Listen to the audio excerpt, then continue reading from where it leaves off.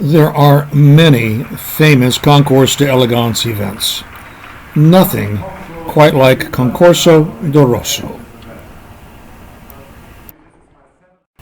The latest edition saw 7 special cars, like this Lancia Astura Spyder from 1939. 3-liter, 8-cylinder. It was entered into the 1940 Mille Miglia and numbered 75. But driver Luigi Villarossi had a road accident with it beforehand and it didn't make the race. Nicknamed Gigi, he won the Targa Florio twice in Maseratis and died in 1997 at the age of 88 in Modena. In the car's post-racing life, it was used to smuggle expensive watches from Switzerland to Italy. It was impounded by the Swiss police and stored in a warehouse. It now lives in Verona. Juan Manuel Fangio drove this Alfa Romeo 159 to win the Spanish Grand Prix in 1951. Developed before the war as the 158, it was designed by Gioacchino Colombo, a 1.5-liter straight 8, but with a top speed of 190. The Spanish Grand Prix was a street course in the Eastern District of Barcelona. Mike Hawthorne in 1954 won on the same street course in this Ferrari 553. 2.5 liters, 4-cylinder. Its wide sides earned it the nickname of Super Squalo or Super Shark. 1961 brought the famous shark-nosed Ferrari 156 Formula One car.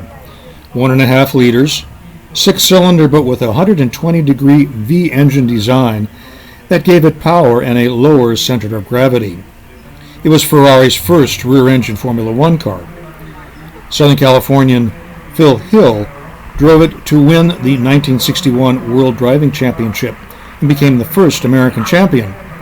It's interesting how American driving champions Phil Hill and later Mario Andretti both clinched their championships at Monza.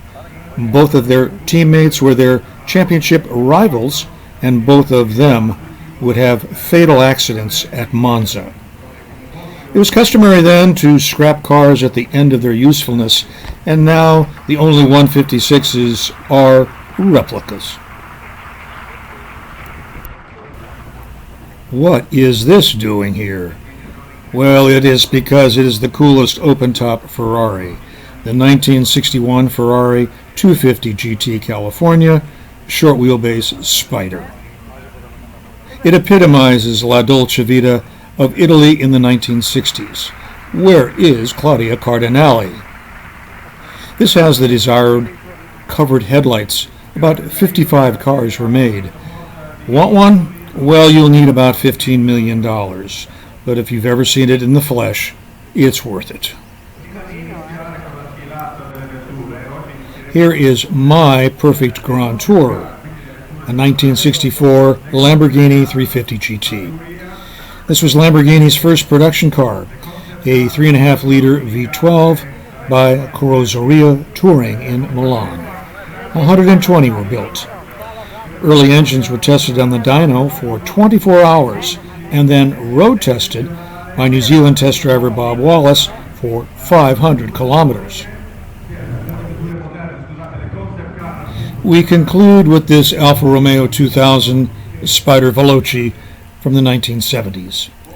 Pure Italian, classic double overhead cam engine, 2 liters, 5-speed, light steering for easy handling, Pininfarina handsome. Sounds great, looks good, or is it looks good, sounds great? The discreetly exclusive Concorso do Rosso. Nothing quite like it.